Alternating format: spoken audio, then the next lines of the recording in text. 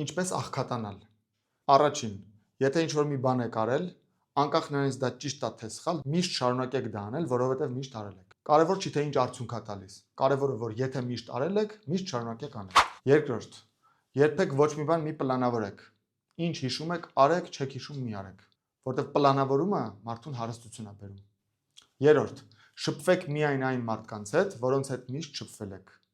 Նոր մարդկանց հետ ծանոթությունը կարող է ձեզ հարստացնի։ Դրա համար երբեք նոր մարդկանց հետ մի ծանոթացեք։ Չորրորդ, երբ որ ինչ-որ մի խնդիր ունեք, ձեր ամբողջ էներգիան, եռանդը կենտրոնացրեք, որ հասկանաք, թե ով է մեղավոր այդ խնդրի մեջ։ Փորձեք գտնել մեղավորներ ձեզնից դուրս։ Առաջինը փորձեք գտնել մարդկանց, որոնք ինչ-որ կապ ունեն կամ կարող են ունենալ ձեր խնդրի հետ։ Մեղադրեք առաջինը այդ մարդկանց։ Եթե այդպիսի մարդ չեք գտնում եւ խնդրի հետ միայն դուք կապ ունեք, մեղադրեք ձեր ծնողներին, ճակատագրին, պետությանը, եղանակին, տարածաշրջանին, ինչ որ մի բանի մեղադրեք, բայց ոչ երբեք ձեզ։ 5-րդ, աղքատ մարդկանցից հարցրեք ոնց հարստանալ։ 6-րդ, պունկտուալ մի եղեք։ Եթե մի բան եք պայմանավորվում, պայմանավորությունը պահեք միայն եթե դա ձեզ հարմար է։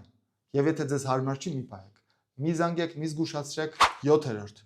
երբեք մի ասեք չէ բառը։ Ով ինչ ասում է ասեք, հա, ամեն ինչ խոստացեք, հետո եթե կարողանում եք ձեր խոստումը կատարել, կատարեք, եթե չեք կարողանում, մի կատարեք։ Դա շատ օգնում է աղքատանալու։ 8-րդ, ամենակարևոր կետերից մեկը աղքատության ճանապարհին, եթե դուք ինչ-որ մի բան եք վաճառում, ապա գնորդից պահանջեք, որ ինքը ձեզ հարմարվի։ Ու եթե չի ուզում հարմարվի, մուննաթ եկեք, բացատրեք, որը որից հետո է։ Սա անգին խորհուրդ է եւ ամենակարճ ճանապարհն է դեպի աղքատություն։ 9-րդ, ինչքան փող ունեք ծախսեք, քանի դեռ փող ունեք ծախսեք, մինչև կգա այն պահ, երբ որ փող չունենաք։ Եվ վերջապես 10-րդ, եթե ինչ-որ մի բան ուզում եք գնել,